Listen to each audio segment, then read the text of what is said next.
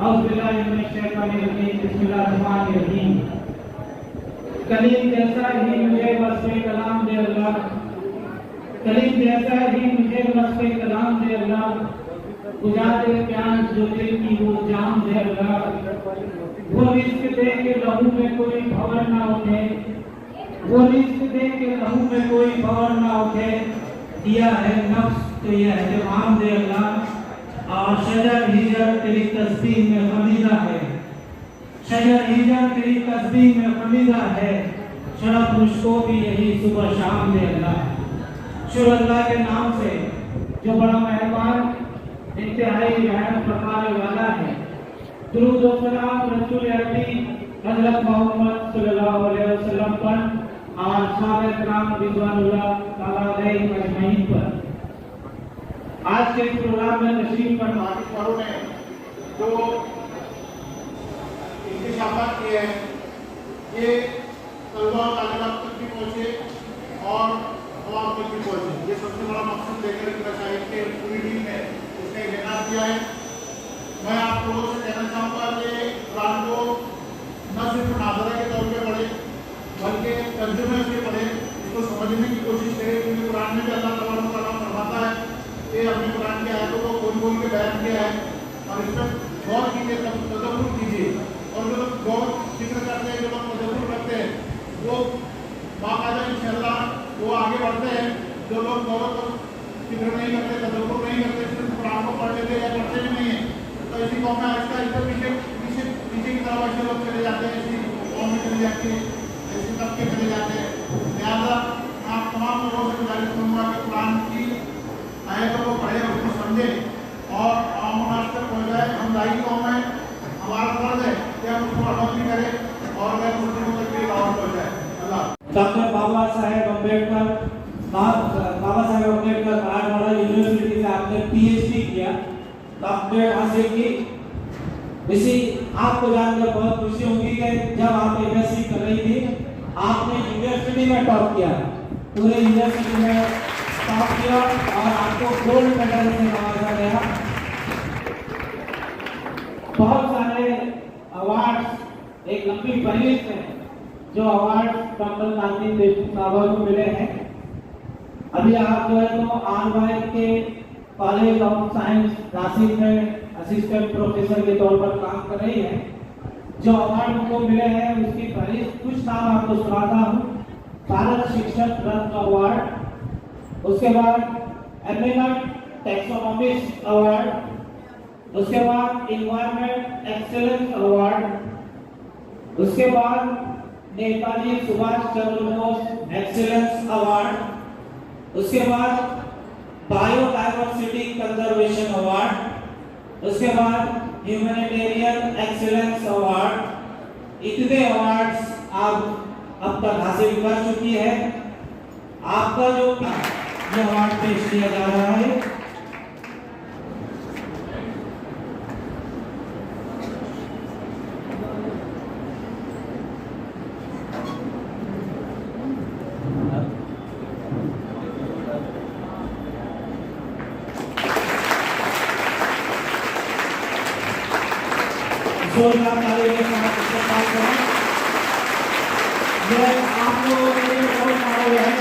आपको भी इसी तरह अपना तालीमी सफर जारी रखना है और इसी तरह के मकाम पर आप लोग के जरिए आप सल्लल्लाहु अलैहि वसल्लम ने कुरान, अल्लाह ने कुरान में हमको चीज़ बता दी। ऐसी बहुत सारी बातें हैं, बहुत सारी बातें हैं।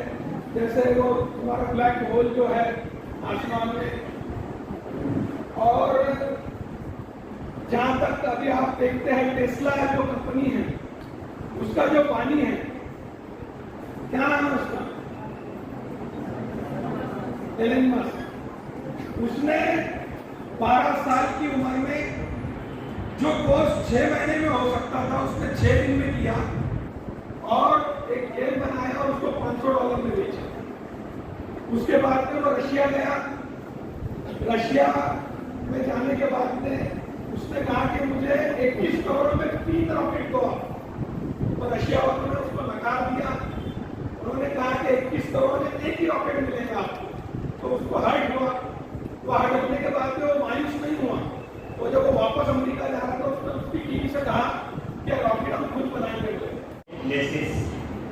पानी की बर्फपाशी की।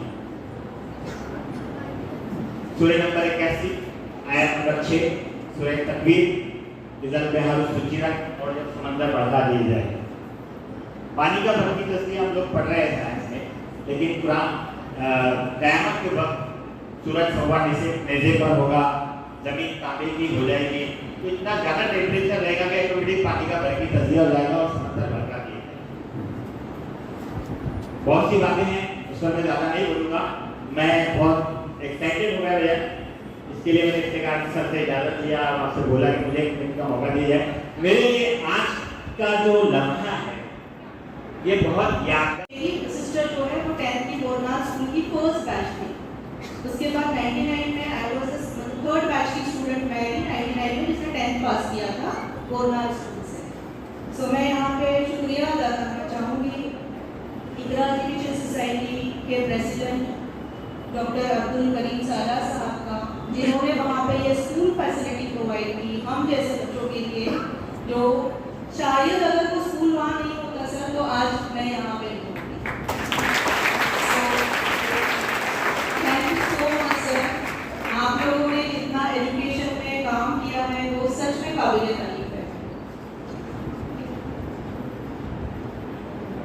और आज का जो इवेंट है, यस मैं एक और चीज़ बताना चाहूँगी कि एजेंट कॉलेज से जो जूनियर कॉलेज है आपका यहाँ का, वहाँ से मेरे भाई ने पास किया है सर, वो भी यहीं से 11th-12th उसने किया है। और एक स्पेशली एक चीज़ मैं मेंशन करना चाहूँगी कि 11th में जब मेरे भाई ने वहाँ पे एडमिशन लिया था सर 10th के बाद, सो हमारी फाइनेंशियल कंडीशन काफ़ी ख़राब थी। हम लोग 11th का फीस था कुछ 1100 रुपीज़ या 1200 रुपीज़ था शायद उस टाइम, और हम वो पे करने की भी कैपेसिटी हमारी नहीं थी। सो और 11th में मेरे भाई को एडमिशन चाहिए था सर, मैंने स्पेशल एप्लीकेशन लिखा था, शायद आपको याद भी नहीं होगा। एंड मैंने ये एप्लीकेशन लिखा था कि मेरे भाई की फीस जो है जो भी है हम नहीं दे सकते हैं, आप इसको माफ़ कर दीजिए। और पता नहीं शायद कहीं से फंड से किसी तरह से उन्होंने मैनेज किया होगा और सालार सर ने वो फीस उसकी माफ़ की और उसको 11th में एडमिशन दिया सर, उसके लिए भी बहुत बहुत शुक्रिया। और सिर्फ 11th में नहीं सर 12th में भी उससे कोई फीस नहीं ली गई और उसको 11th-12th में फीस माफ़ करके उसका एजुकेशन आपके कॉलेज से हुआ है। सो मैं कभी भी मैं लाइफ में सर नहीं भूलूँगा। इसके अलावा सर ने मेरे भाई को काफ़ी फाइनेंशियली हेल्प की है, उसके एजुकेशन के लिए आगे उसने बीटेक भी किया है, मैकेनिकल इंजीनियरिंग उसने की है, उसमें भी सर ने फाइनेंशियली सालार साहब ने बहुत फाइनेंशियल उसको हेल्प की है और उसके लिए सर बहुत बहुत शुक्रिया। और आज मेरा भाई बीई मैकेनिकल इंजीनियर हो चुका है, वो पुणे में सेटल्ड है, अच्छी मल्टीनेशनल कंपनी में जॉब कर रहा है and now right now he is in Abu Dhabi.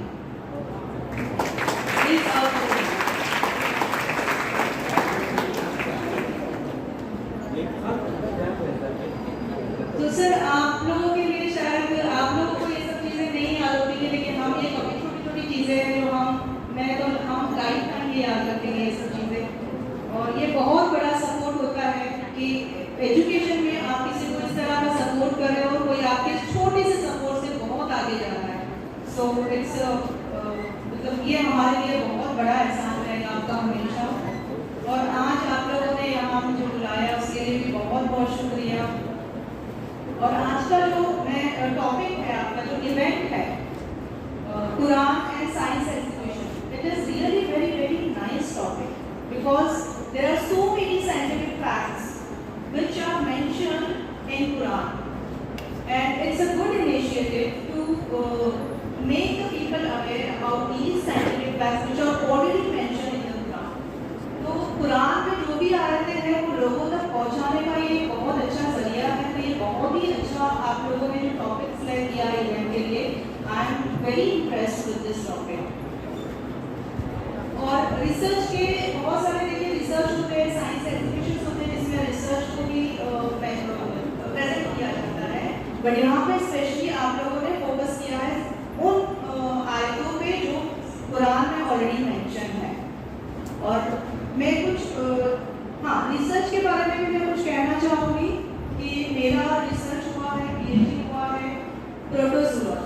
Protozoology मतलब यूनिसेलुलर एनिमल्स। सो रिसर्च के लिए आपके पास एक रिसर्च एप्टीट्यूड होना बहुत ज़रूरी है।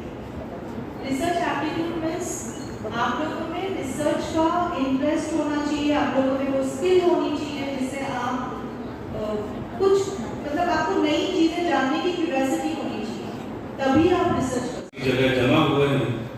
अल्लाह की बारगाह में दुआ है अल्लाह ताला इस जमा होने को अपनी बारगाह में शर्फ़ कबूलियत अता फरमाए। खास तौर पर जो कुछ कहना है वो तलबा और तालिबात से कि आज के हमारे इस प्रोग्राम के जो चीफ गेस्ट है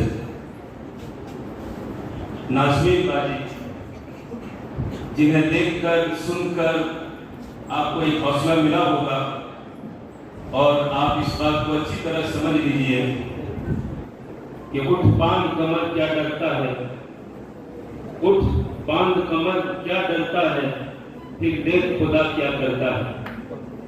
ये बात जिस तरह आज आप तालिबात हैं, तलबा हैं, जिस तरह आज आप पढ़ रहे हैं, एजुकेशन हासिल कर रहे हैं, तालीम हासिल कर रहे हैं, ये भी अपने वक्त में एक स्कूल में तालीम हासिल की और आप गौर कीजिए कि अल्लाह ने कहाँ से कहाँ तक पहुँचा दिया। इसलिए अगर आप अपना गोल मुतय्यन करते हैं, आपका एक एम हो, मकसद हो कि आपको क्या बनना है, क्या करना है, तो फिर याद रखिए अल्लाह ताला ज़रूर कामयाब करते हैं। और मैं दरख्वास्त करूँगा अपनी इस बाजी से, अपनी इस हमशीरा से कि माशाअल्लाह आपने बहुत सारे अवार्ड हासिल किए जिनका नाम भी याद नहीं मुझे, लेकिन मैं ये दुआ करूँगा कि चूंकि आपका जो मौजूद है वो साइंस है, तो आप दुनिया को बताइए कि कुरान की एक एक आयत को सामने रखकर आज मौजूदा दौर में जो साइंसी तहकीकात और रिसर्च हो रही है, अब दुनिया को बताइए कि 100, 200, 400 साल बाद आज तुम जिस नतीजे पर पहुंचे हो, ये अल्लाह का कलाम 1400 साल पहले वो बात जाहिर कर चुकी है। अल्लाह से दुआ है अल्लाह ताला हम सबको कामयाब करे। आज का जो मौजूद है, जमीन सब कह रहे थे कि 5 मिनट बोलना है, तो मैंने कहा सर मुझे अल्लाह ने ये कला दी है कि मैं 10 भी खेल लेता हूँ, 20 भी खेल लेता हूँ और टेस्ट खेलना भी मुझे बोलो। देखो आज का हमारा उन्वान है कुरान एंड साइंस। आज मुझे लग रहा था सर मौलाना सलीम समान साहब जब बोल रहे थे तो मुझे ऐसा लग रहा था कि कोई साइंस का प्रोफेसर यहाँ पर खड़ा हुआ है। जोरदार तालियां।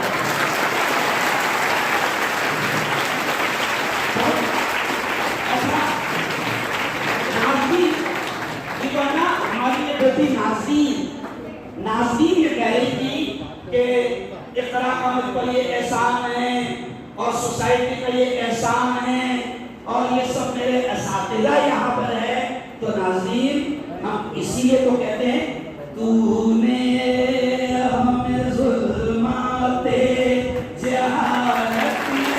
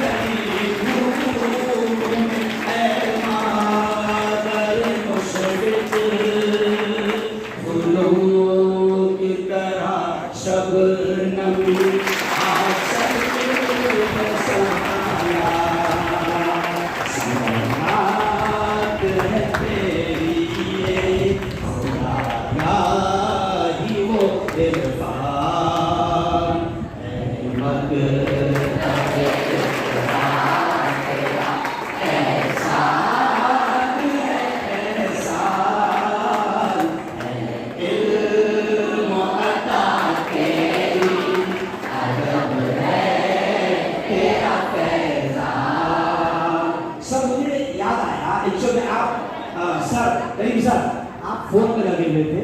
नाज़रीन ने जो कहा ना कि इक़रा का एहसान है, उस पर से मुझे याद आया कि यकीन मानो प्यारी लड़कियों, प्यारे बच्चों, अभी मैं हिंदुस्तान के अलग अलग इलाकों में जाता हूँ तो सब बड़ी खुशी होती है। कुछ बच्चे आते हैं, मुसाफिर लेते हैं और कहते हैं सर मैं तुम्हारे इक़रा का मालूम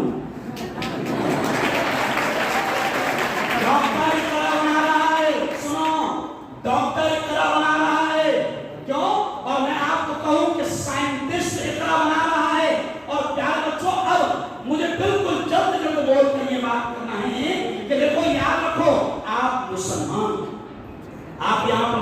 पढ़ रहे हैं। अच्छा एक बात बताओ, दोनों हाथ मुझे उठाकर बताओ, कुरान से कौन कौन प्यार करता है? दोनों हाथ माशाअल्लाह, देखिए कुरान से सब प्यार करते हैं। अभी मौलाना सलीम सलमान साहब ने भी कहा, मैं भी कह रहा हूं, और मैंने माजिद देवबंदी का शेर आपके सामने पढ़ा, वो शेर से मैंने बात शुरू किया। क्या शेर? कि हर लफ्ज को सीने में बसा लो तो बने बात, ताबों में सजाने को ये कुरान नहीं। ईमान है उसका। लेकिन अगर साबित करना है गैर मुस्लिम को कि अल्लाह देख रहा है, आप कैसे साबित करें? ये टॉपिक इसको सीने में लगा आप जवाब दे सकते हैं। जिस वक्त टीवी निकला उसी साहब मैंने कहा कि ये अल्लाह देख रहा है कि दलील दुनिया के अंदर आई। जब अमेरिका में क्या चल रहा है, जलगांव के अंदर बैठकर वहां की क्रिकेट टूर्नामेंट देख सकते हैं, एक इंसान होने के बाद में एक टीवी की मदद से देख सकते हैं। तो जिसने कायनात को बनाया वो तो तमाम कायनात को देख रहा है। एक सबूत मिला, अल्लाह देख रहा है। ऐसे बहुत कुरान की इसकी अफादियत पर बहुत बातें आई कि ये चांद सूरज और ये कुछ भी बातें हैं। तो दूरबीन का इजाद तो बहुत बाद में, वो 1450 बरस पहले दूरबीनें नहीं थी। हुजूर पाक सल्लल्लाहु अलैहि वसल्लम कुरान में जो जिक्र आया है, तो फिर कहाँ कौन सी लेबोरेटरी में उस पर तहकीक की गई? कोई तहकीक नहीं थी।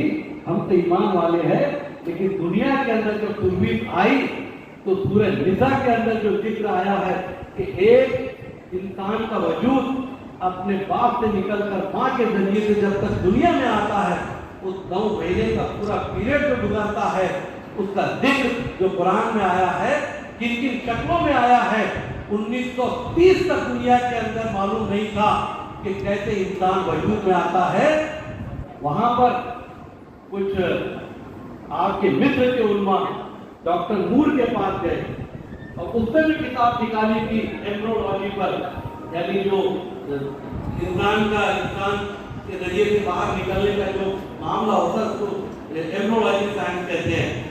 उसकी किताब पढ़ने के बाद में उसको जाकर जब कुरान की वो आयतें बताई गई तो उसने माना कि ये 1930 तक दुनिया को मालूम नहीं था कि इंसान का वजूद कैसे आता है ट्रांसफर होकर दुनिया के अंदर।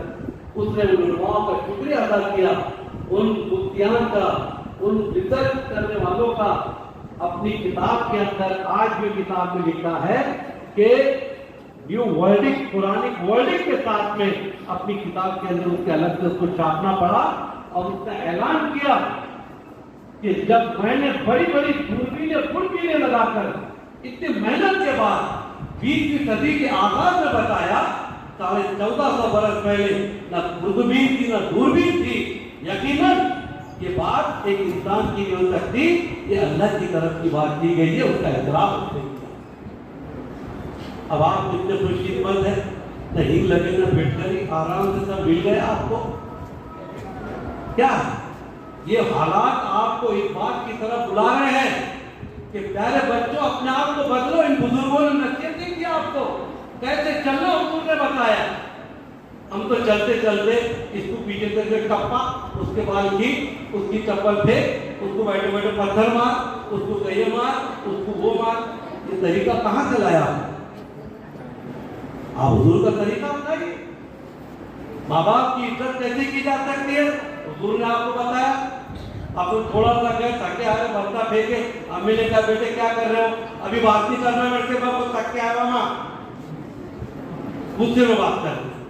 क्या आपको मालूम है कि अपनी माँ बाप को उफ तक कहने का हक हमको नहीं दिया? उफ तक कहने। प्यारे बच्चों, इन बुजुर्गों ने, हमारे दोस्तों ने जो रहनुमाई की है उसको अपने जहन में रखो, पढ़ो, किताबें अवेलेबल है, एग्जीबिशन के अंदर जाके देखिए, उसके फोटोग्राफ बनाइए और उसको आम कीजिए अपने घरों में। ये भी एक तबलीग का तरीका है। हमको ईमान में मिला जरूर है, लेकिन जो बेईमान है, जिसके पास ईमान नहीं है, उस तक अगर आपको दावत देनी है, उसको दलीलें चाहिए। आज ये प्रोग्राम सिर्फ एक स्कूल का प्रोग्राम नहीं, बल्कि दीन और तबलीग का एक जदीद डिवाइजर के साथ तरीका है। अल्लाह ताला इनकी कोशिशों को कामयाब करे और आपके जरिए से उम्मत मुस्लिमा को सरफराजी की तरफ लेकर जाए। बहुत बहुत